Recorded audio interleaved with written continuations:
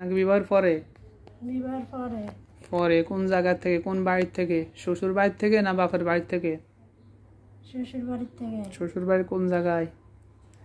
তোমরা থাকো কোথায় বলো? আমরা তার গাছের গোড়া থাকি। রোগী ওইখানে গেছে? হ্যাঁ, রুগী এখানে গেছে। কখন? রুগী সন্ধ্যাকালে গেছে। কি অসুস্থ অবস্থায়? হ্যাঁ। ও, এটা 8 বছর আগে গেছিল। এখন তোমরা তিনজন মুসলমান এর সাথে আছো। সত্য কথা বল, মুসলমান না হিন্দু? মুসলমান। কিন্তু মিথ্যা কথা বললে আমার সাথে ধরা খাইবা ইনশাআল্লাহ তাআলা। কোরআনের সেই শক্তি আছে। আছে? হ্যাঁ। ইন্নাল্লাহু আলা কুল্লি শাইইন কাদির। নিশ্চয় আল্লাহ তাআলা সব কিছুর উপর কিয়া সক্ষম। আল্লাহ তাআলা সবকিছুই কি করতে পারেন? সক্ষম। আল্লাহ মানুষ বানাইছে, জিন বানাইছে, সবকিছু আল্লাহ বানাইছে। আল্লাহ ইচ্ছে করলে আবার সবকিছু মুহূর্তের ভিতরে ধ্বংস করে দিতে পারে। পারে? হ্যাঁ।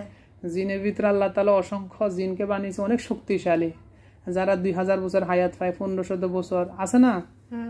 এই জন্য এই সমস্ত জিনদেরকে আল্লাহ মুহূর্তের ভিতরে, সেকেন্ডের ভিতরে চাইলে কি করতে পারে? ধ্বংস করে দিতে পারে। এই জন্য তোমরা মুসলমান, আমি খুশি হয়েছি তোমরা এটা কথা বলছো। তবে সত্য কথা বললে মুসলমান না হিন্দু বলো? মুসলমান। মুসলমান। যাই হোক, তো রুগীর কেন ডিস্টার্ব দাও? রুগী তোমাদের কোনো ক্ষতি করছিল না। তাহলে? এমনি রুগীরে ভালো লাগে। ভালো পছন্দ করো? হ্যাঁ।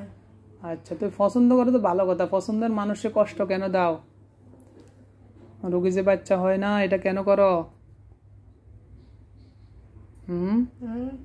বাচ্চা যে হয় না, আজকে 10 বছর বিবাহ হয়েছে, 10 বছর না, 10 বছর তো বিবাহ হয়েছিল, সন্তান হয় না তোমাদের কারণে। তোমরা সন্তান নষ্ট করে দাও। কেন নষ্ট করো?